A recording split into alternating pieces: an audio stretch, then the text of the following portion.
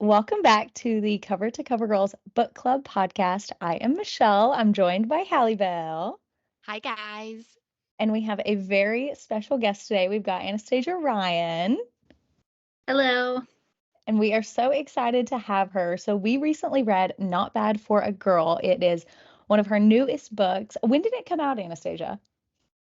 A couple of weeks ago, January 30th. That's what I thought. It's brand new. I was January.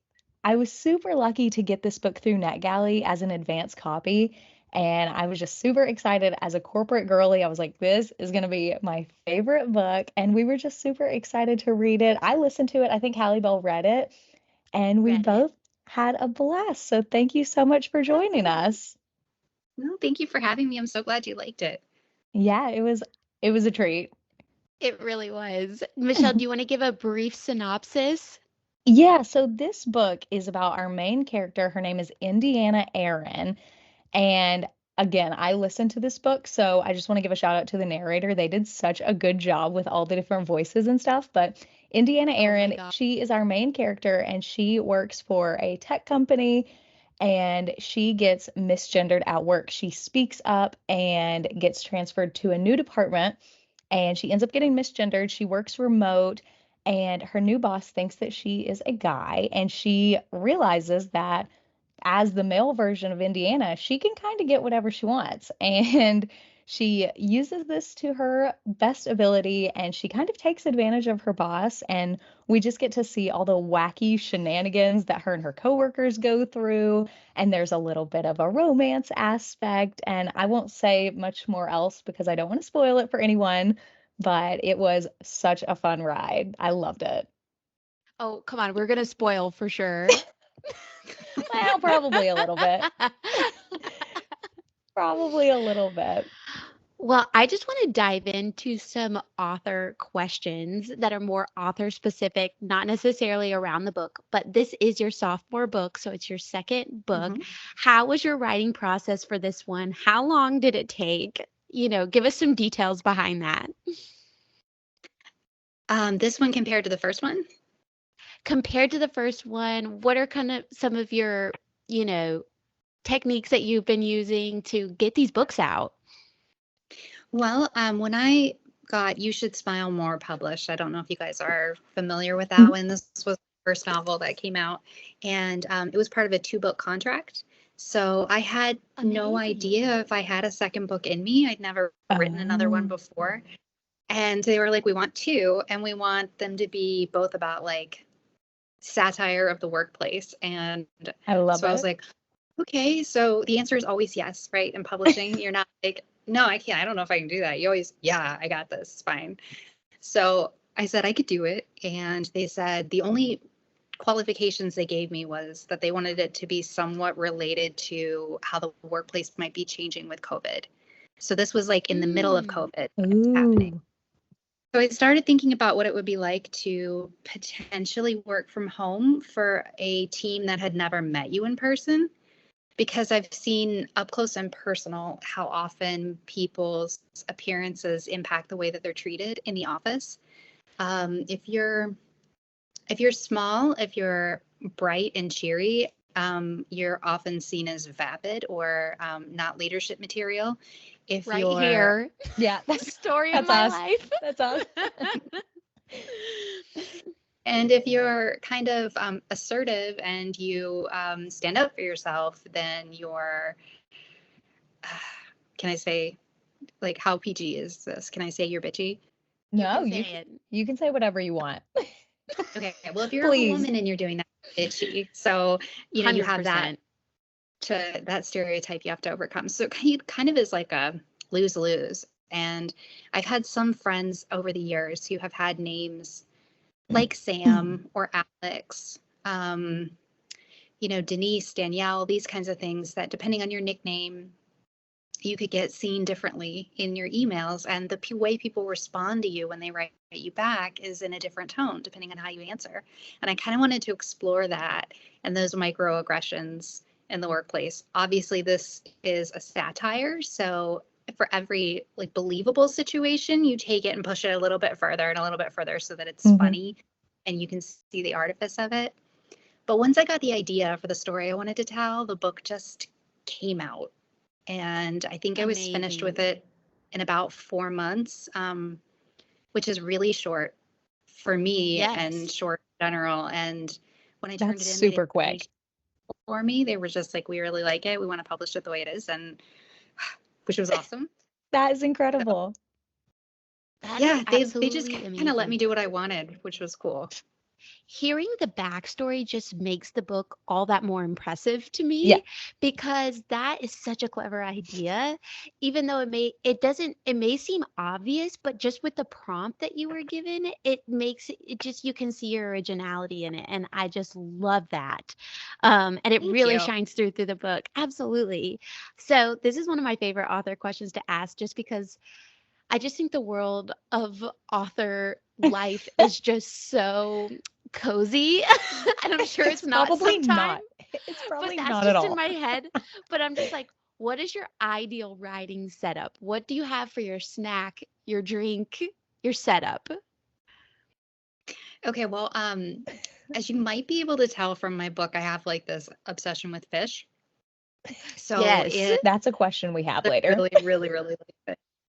So my office has navy blue walls and it has fish tanks everywhere. There are 10 fish tanks in Ooh. there. Oh my gosh. And Amazing. so I love to go in there and just like get settled in on the couch, cup of coffee. I have my favorite mug. Look at me trying to be an author and shit. I And love that.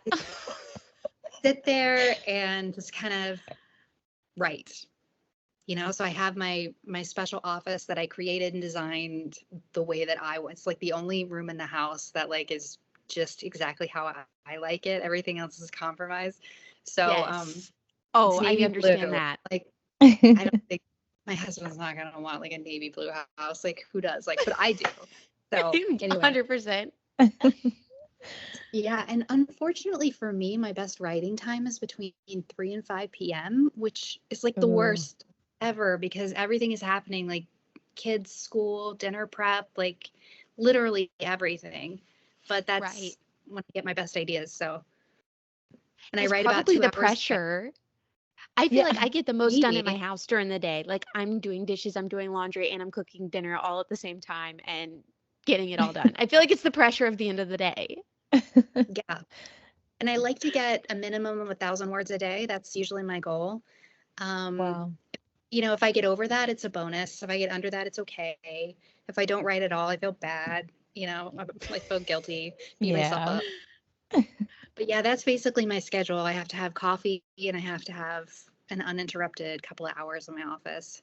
I Wow. love it. Okay, and what's your snack? I don't usually snack. I'm Oh, trying to okay. think. Oh, can't relate. I mean, Even sitting here, I have a snack.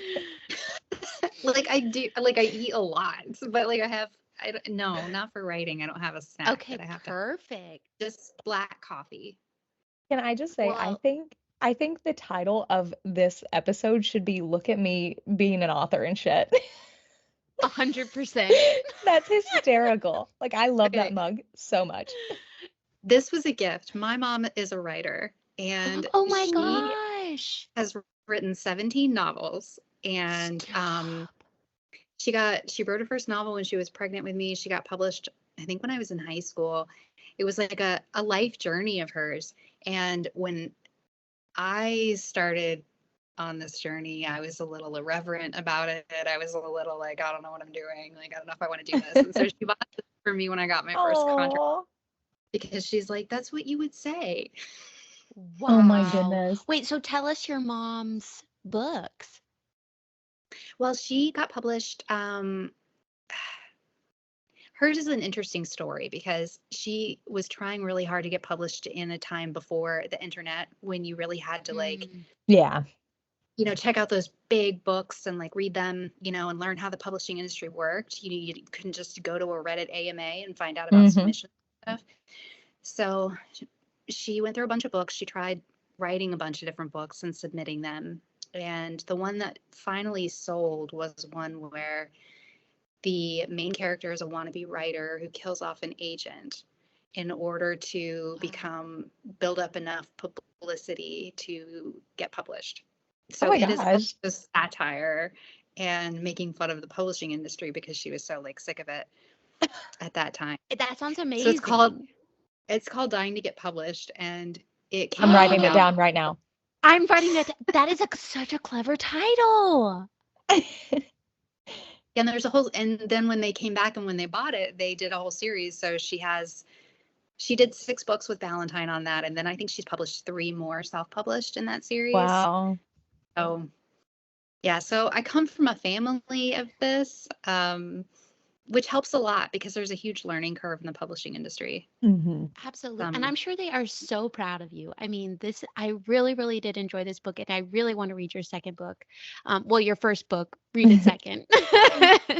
But we have it on our list. So, okay, diving into some book related questions, specifically about Not Bad for a Girl. What was your inspiration? Well, we kind of went over that, what your inspiration for the book was. And to kind of rabbit off of that, um, have you had women share stories with you? I know you've heard some coworkers, but since the book has been released, have you had women come up to you and be like, I really relate to this. This is what happened to me? Yeah, constantly. And That's especially amazing. after the first one and after this one. The first one is about a woman who's fired for her resting bitch face. And Ooh. she and her friends like kind of get together to take down the man, Love it. against the awful. It's about female friendships. There's an awful lot of cats in that one. If you like cats, lots of cats. Love cats. I love that. So a lot of people, it also takes on team bonding exercises, which as an introvert, I hate. Like, I don't want to play beer pong No. with you at work. I want to go home. And I resent that I have to. And you're not my friend. You're my coworker. We're not really a family. Stop telling me that. Yeah. So I just made fun of that and kind of ran with it. And so after that one, I got a lot of people who were like, oh my God, you wouldn't believe what my boss did. Or, my boss, maybe because the boss in this book doesn't wear shoes. So it's maybe my boss wore shoes, Oh my but gosh. he didn't do this, So a lot of people had horrible boss stories to share.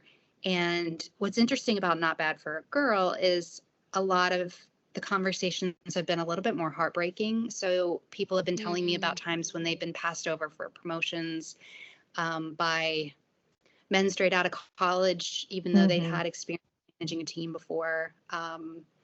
Like there was a woman who, was like, I'm short and I love glitter and nobody takes me seriously. My sales are the best numbers on the team, but nobody wants to put me out there as client facing, so there are a lot of different discriminations and microaggressions, like I said, that people have brought to my attention. Oh my gosh. I look too young. I look too old.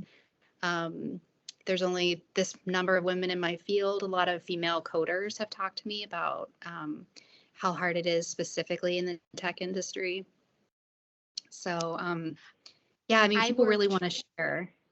I want to share with you because I worked for a window company, actually, a pretty big window company, my first job out of college. And I got told my second day at work, you look like a fancy housewife when I showed up to work. I'm sorry, what? It's Like, so, who says that? I was so, and I said, I think I look like a businesswoman. And after that, I was known as super sassy. They're like, Like, there's I the mean, snarky lady. I just got almost teary-eyed. I was like, wow, this is like the real world. And I came from an all-girls school. I came from an all-girls high school. And then I went to college and definitely experienced, I mean, in my first college class, a guy showed up with nothing for class and then reached over and said, can I have a piece of paper once the class started? And I was like, in my 3-ring binder with paper, Labeled. a pencil pouch, like ready to go for school because that's what you do for school. Oh I don't my necessarily, God. and people would say, yeah, I was girly for having supplies for class. For being prepared. I know. And then he will get the promotion before you do. That's He what I will was get the just about to promotion. say. He's And the then finance guy that's bam. getting the promotion. I just could see so many. I was not prepared. I mean, coming from an all-girls school, I mean, it was just girls can do anything. And then Yeah. I go to college and then my first job, and I finally feel like as a mom, now I'm a mom, just a stay-at-home mom. I say just, Don't say but come just. Don't on. say just. But I was reading this book and I was like, oh my gosh, I'm just, I'm so thankful I don't have to work in that anymore. Like, I mean, because it's still Right. going on. Yeah. It is. And I hate that. I hate that in 2024, we still are having these conversations. I mean, Indiana in the book has her own stereotypes that she believes that she has to overcome, Hmm. in addition to the ones that are thrust upon her. So she kind of has to learn too, because we're all, informed by that.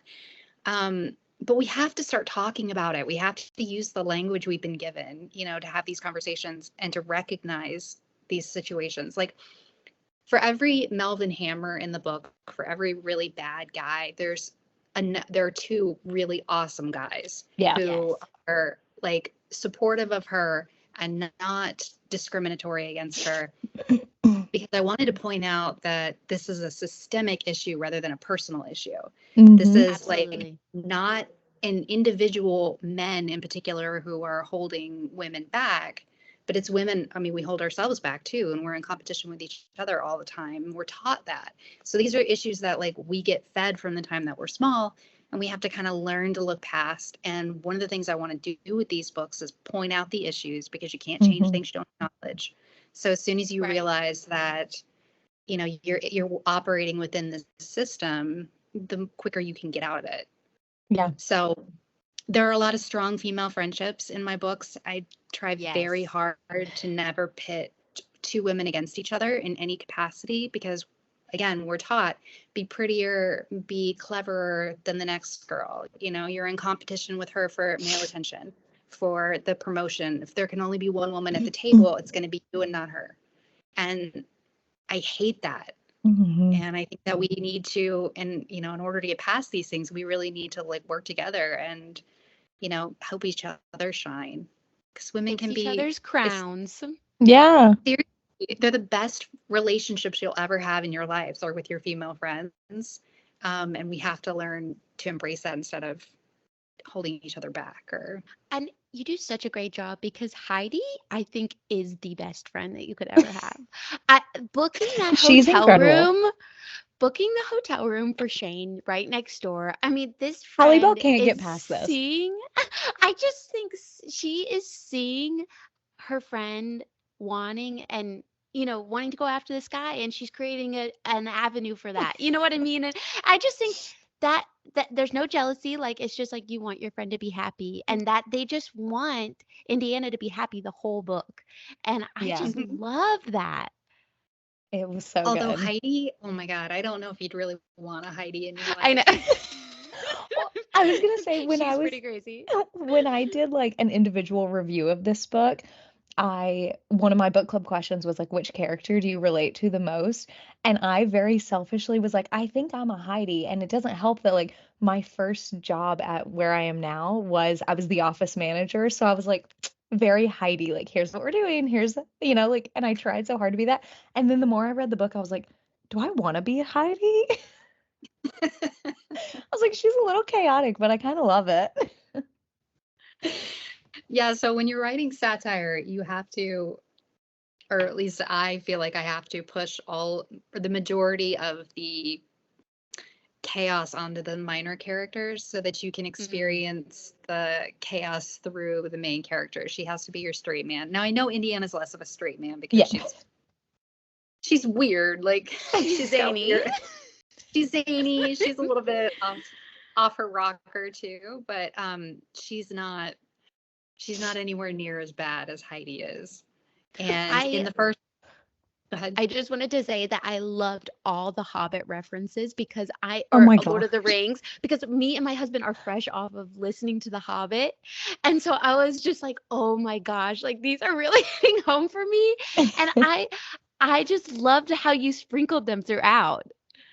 Are you a huge Well, Lord my of the son and Rings fan? I mean, yes and no. Like my Yes son and and no. I had just read all of the books, and when we got So good. like, we love The Hobbit, that was so great. We had so much fun with it. And then the more we got into Lord of the Rings, the more of a slog it starts to get, where they just travel for like hundreds of pages, and so we kind of had to, pull off and skim for bits here and there, Oh but yeah. I had just read that to my Oh my son. And gosh. so it was like just fresh in my head. And so I was just throwing it around. That is amazing because my mom used to read aloud to us, and she read us Gone with the Wind out loud. And I Oh my remember, God. I remember at the first 10 minutes I would be in, and then like I would be asleep by the next 10 minutes. Oh my God. Like she'd be, so it took us forever to get through Gone. I think it took us a year to get through Gone with the Wind. And it's like the longest book ever. I know. Oh my gosh. But I love that you're reading with your son. I've been trying to make it a point to read with my sons every single day, just trying to instill this love of reading for them. So what was your favorite scenes to write? What was, out of all of these funniest scenes, what was the one that tickled you the most? The one where Indiana dies, Oh yes. where Heidi kills off Indiana at the brunch scene.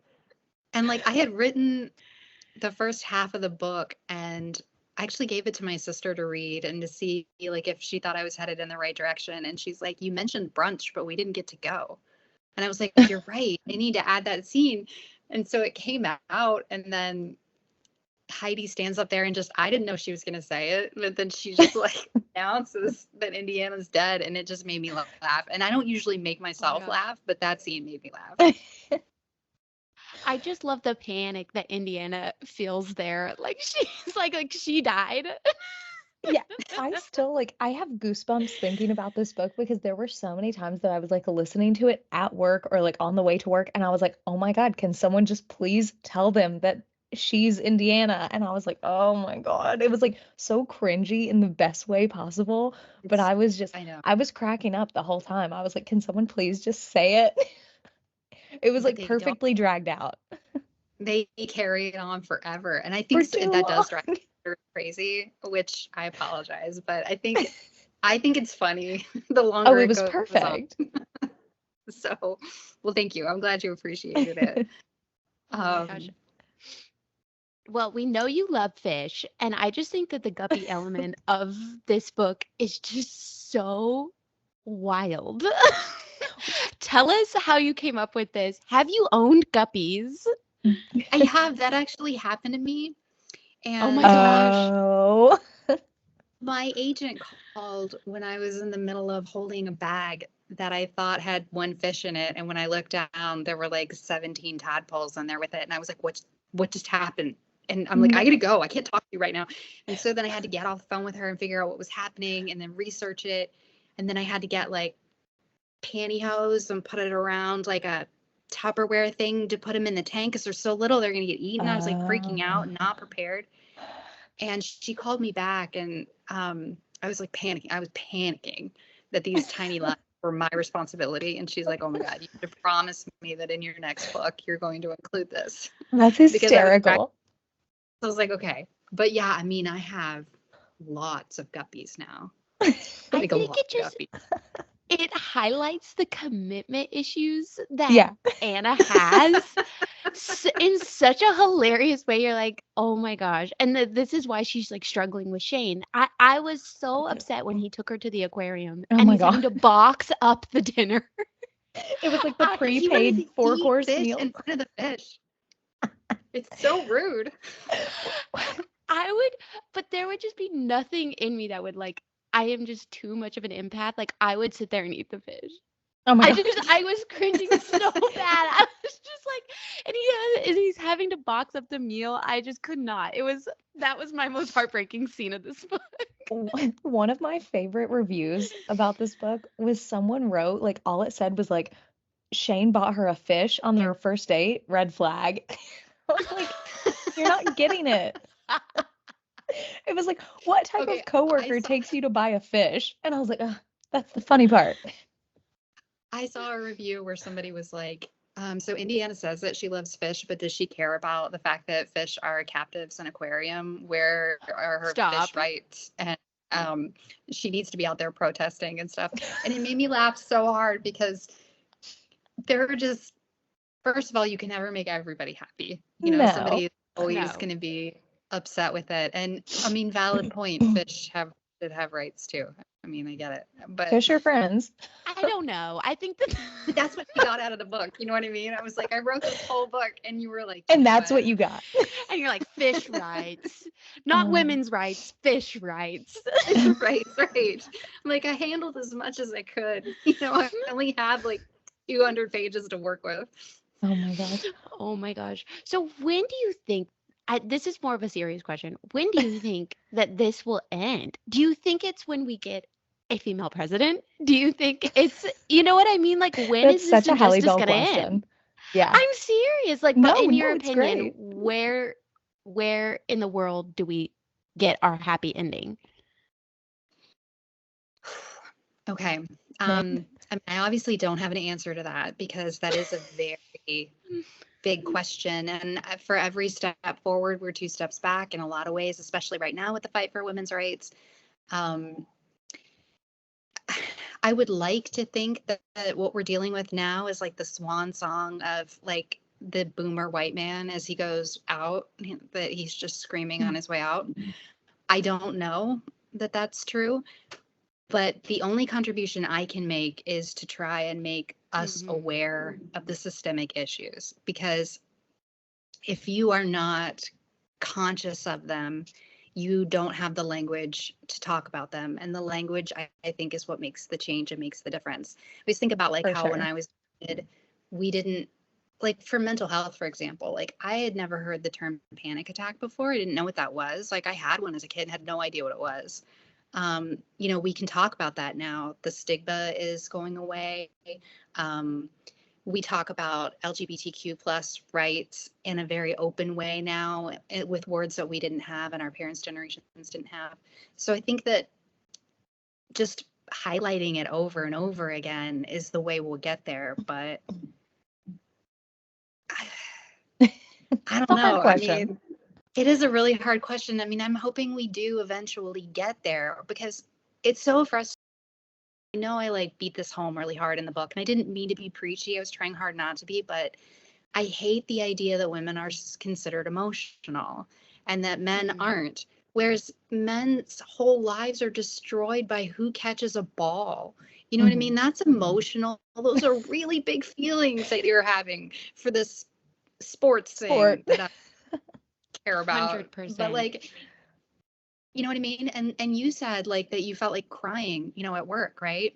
And that like, or you felt tears. We've all had that. We've all cried in the bathroom, you know, and men, you know, because of the way we're brought up and because of the you know, the culture and everything, the male response is to get angry, which is just as emotional. It's just as, you know, problematic in the workforce.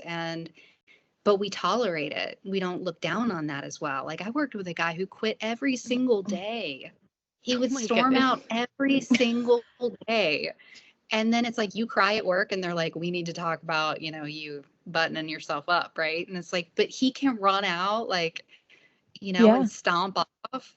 He has way bigger feelings than the rest of us.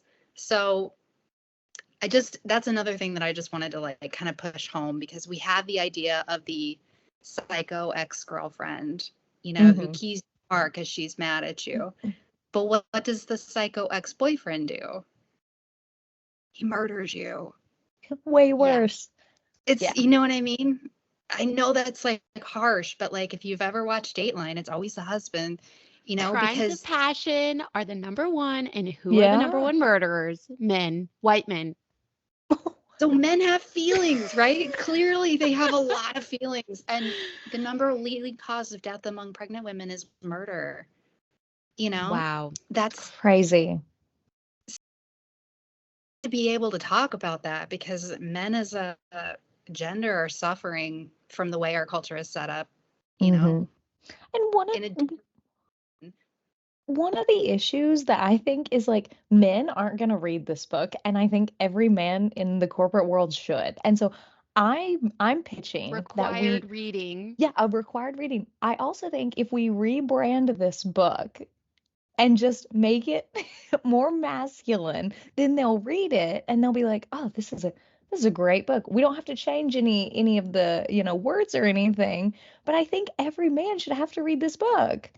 make it a black leather cover. Yeah. Yes, Like- exactly. Exactly. So Exactly. it's super pink, right? Like it's so pink.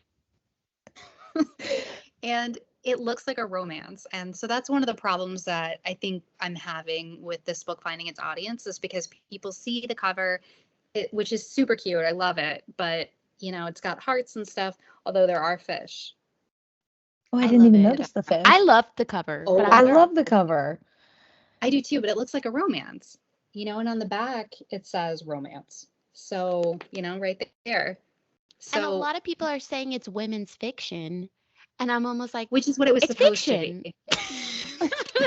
It's just fiction. It's about a girl. Do we have men's fiction? Like, seriously? No, I know, right? I know, but the people read it, I think, and they expect it to be a little spicier than it actually is. And so I think they're looking for that. They're looking for, and I love romance and I read it all the time and I think it's great. I can't write it all that well, but in romance, you have two characters who find completion through each other. And, you know, you often Right. have dual point of view and they have to realize that they need each other in order to be whole. Mhm. In women's fiction and in my books especially, my main characters are already whole. Yeah. Like Yeah. if she gets together with Shane, she's better for it. Like he will balance her. They'll have a great relationship, you know, maybe they'll last forever, maybe not. But she's okay if she doesn't have him. But she's kind of better for him because I think that when he got upset with her about not telling him about a personal work problem, I felt that that was a little not like they Halliwell just thought it was a met. little too much. I felt bad for him. You didn't feel bad for him? I felt kind of bad No. for him. Well, I felt bad for Allison, him no. packing up the food, but I That- didn't feel bad about her personal work life not sharing it. That's so funny. I mean, she did put him in a bad spot though. Yeah.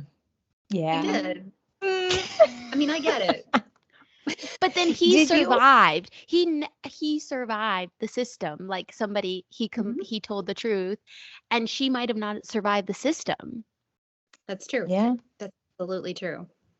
Did you Yeah. wish when you were writing this, you said you're not great at writing romance. Like, did you want there to be any more romance between her and Shane, or was that just kind of like a side story?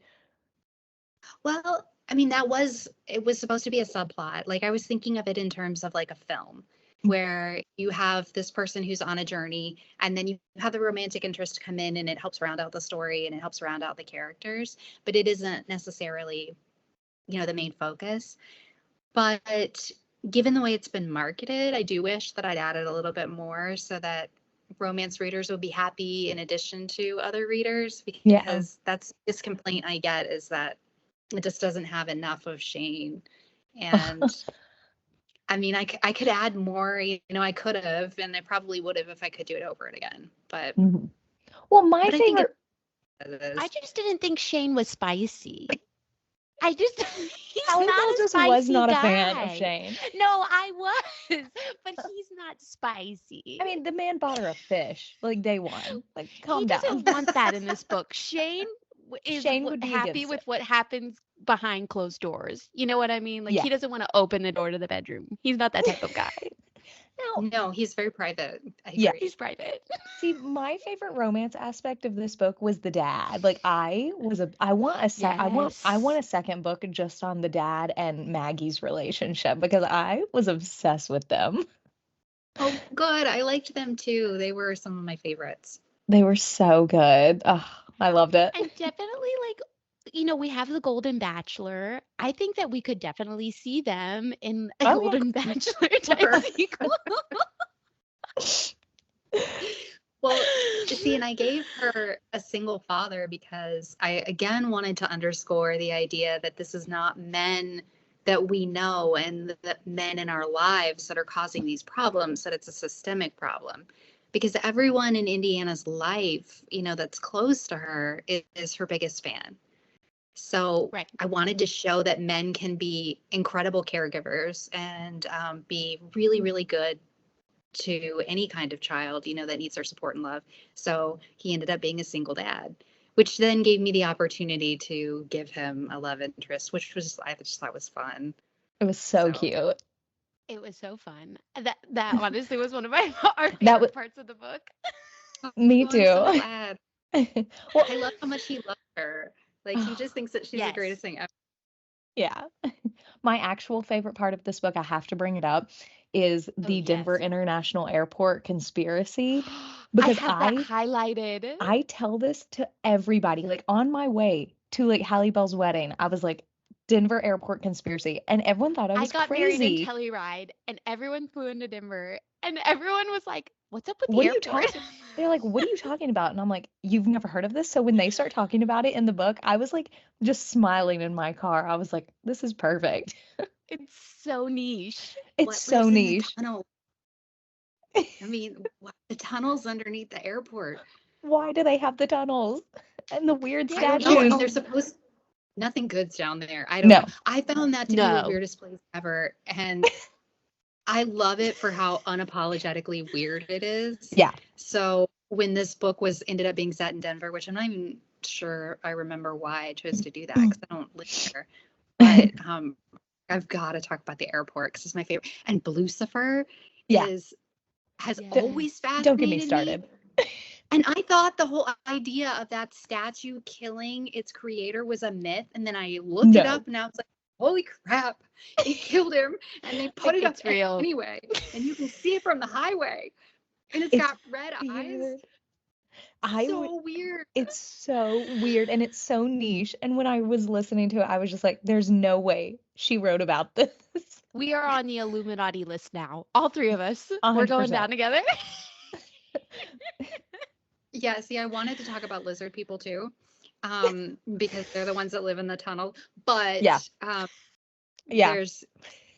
that's too problematic. And I don't mean it in the problematic way. I mean it in the hilarious way. But yeah, the editors were like, you really can't talk about lizard people. And I was like, okay. Boring. Okay. If you're boring, For the just say safety that. of your family.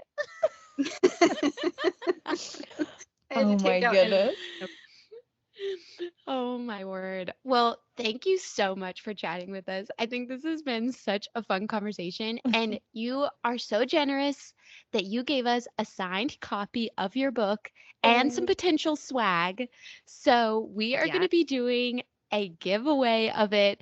We're going to make the post as soon as this episode comes out. So you'll have to follow Anastasia and follow the Cover to Cover Girls and like and comment to be entered to win. So thank you so much. And unfortunately, I can't win. I always want to win. Unfortunately, Sorry. I literally, when I get the book in, I'm always like, and it's amazing that it makes it out of my house without a stain. Yeah. Like it really with two toddlers. You have small kids, right? I have a toddler and a 7-month-old. Oh yeah, totally. It's a lot. Oh my goodness. Oh my gosh. Well, thank you so much. We really appreciate having you on, and we're just cheering you on. We'll come back anytime to talk about any of your books. I'm sure we'll have some hilarious opinions. And we're gonna read You Should Smile More, and we're gonna talk about that one soon at some point. I think you guys will like it if you liked this one. It's even more ridiculous, I think. Perfect. I love that. That's I love it. That's us, ridiculous, reading ridiculous books. It's great. And perfect. Yeah. Well, you need humor. I mean, and you have to laugh about these things. If you're going to write about such serious issues, like one of the best compliments somebody ever gave me was they said that I write about things that they want to cry about and they laugh about them instead. Wow. And, right. Isn't that really, really nice? I don't think that's necessarily deserved, but it is to talk about these issues where we're treated a certain way and the ways that we have to fight against that. And again, with the resting bitch face, oh my God, like I have that. And we all do, and it gets worse as we age because gravity makes us look mad, and men think we owe them smiles, and it's like a problem. So Michelle and I shake our head with the most. We were just disgust. Like, no, we don't. That is something I want to mention too. I don't know if you guys know this, but since I was a debut author when these came out, they picked the titles and the covers. Like the authors don't get to choose either one. Really? So, and I always find that interesting that a lot of times readers don't know that. No. So it's We kind of have like you seen have this a with some of our baby. books. You have a baby and you hand it to somebody and then they name it and they dress it and they put it out in the world for you. That's It's kind of crazy. weird. And It is weird, right? It's what so would weird. you want your cover to look like? What would be your ideal cover for this book? Ooh.